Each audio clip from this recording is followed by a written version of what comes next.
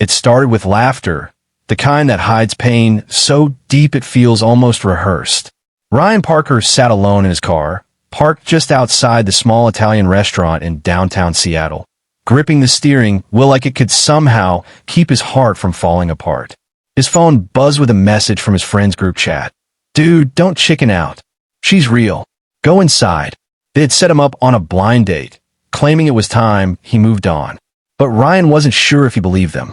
A part of him feared it was just another cruel prank, a way to poke fun at the guy who had spent months grieving, still clinging to memories of the woman he'd lost 2 years ago. If this was another joke, he didn't know if his heart could take it.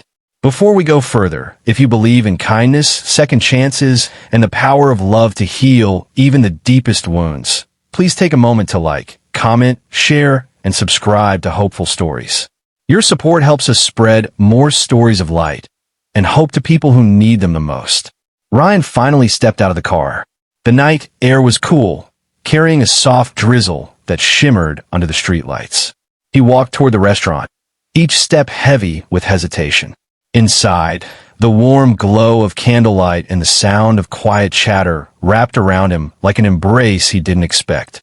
He told the hostess he was there to meet Emily, though he still wasn't sure if she existed.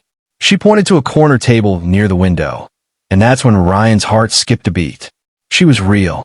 Emily sat there, nervously adjusting the strap of her simple blue dress, her hair slightly damp from the rain. She looked up and smiled, an uncertain, gentle smile that didn't feel like a setup. It felt honest.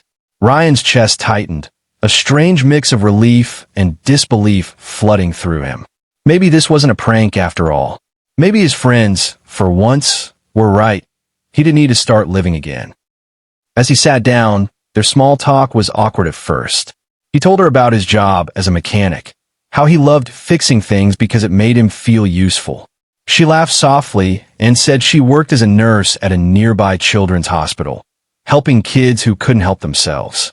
Her eyes sparkled when she spoke about them, and for the first time in a long while, Ryan found himself smiling genuinely.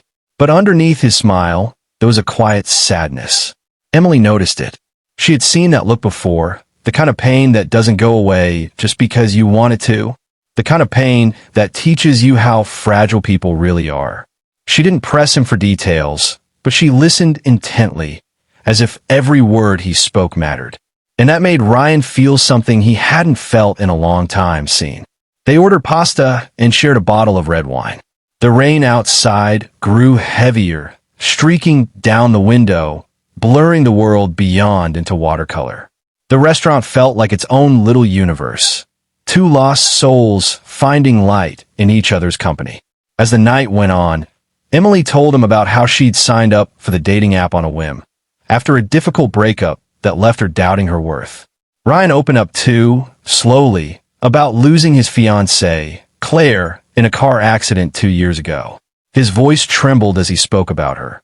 The wedding that never happened, the apartment that still held her laughter in every corner, the nights he spent staring at the ceiling wondering if he'd ever feel whole again.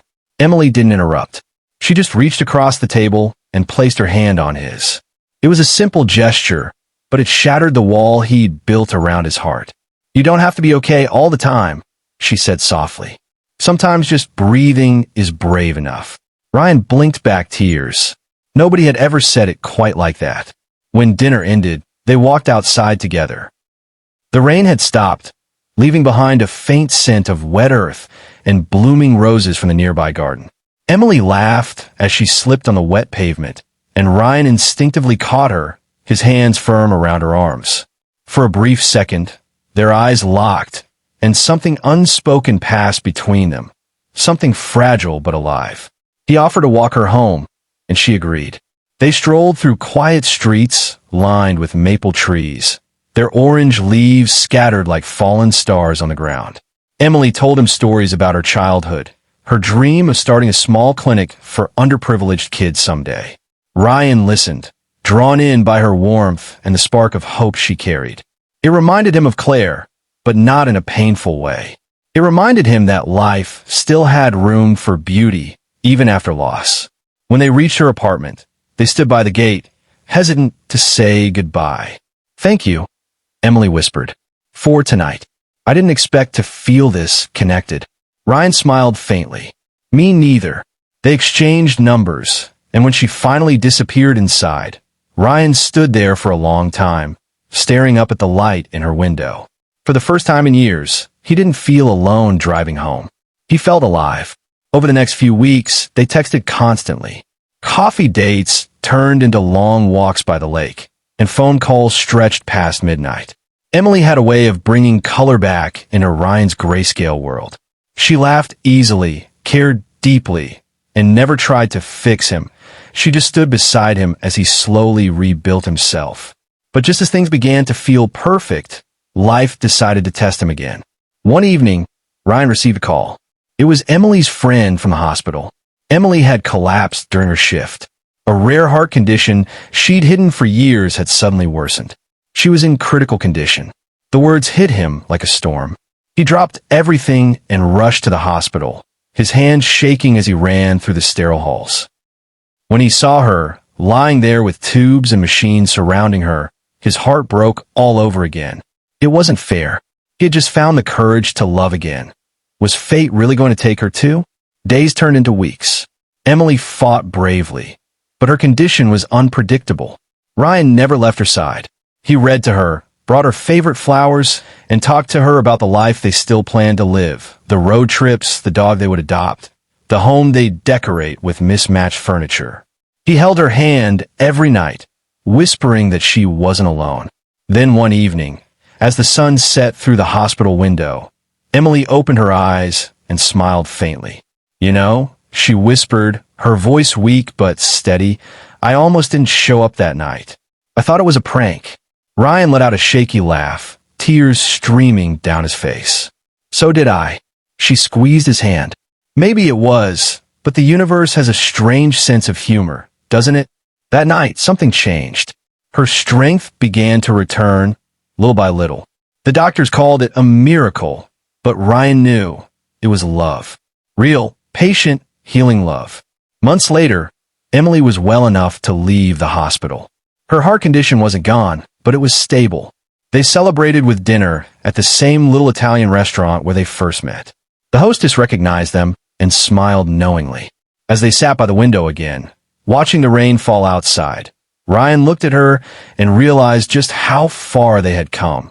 From strangers hiding behind pain to two hearts brave enough to hope again. He reached across the table, took her hand, and said, You turned my worst fear into the best night of my life. Emily smiled through tears. And you reminded me that love doesn't always have to be perfect. It just has to be real.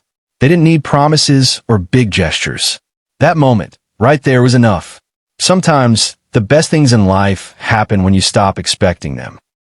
Sometimes, healing doesn't come from forgetting, but from finding someone who helps you remember without hurting.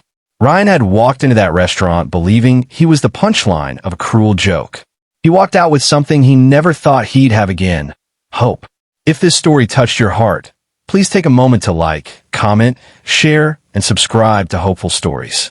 Every story we share is meant to remind you that love, in all its forms, still exists, even in the most unexpected places. And before you go, comment below. What would you do if life gave you a second chance at love? Would you be brave enough to take it? Because sometimes the smallest act of courage, showing up for a date you thought was a prank, can change everything. That night didn't just become the best night of Ryan's life. It became the night he finally remembered how to live. Red Heart.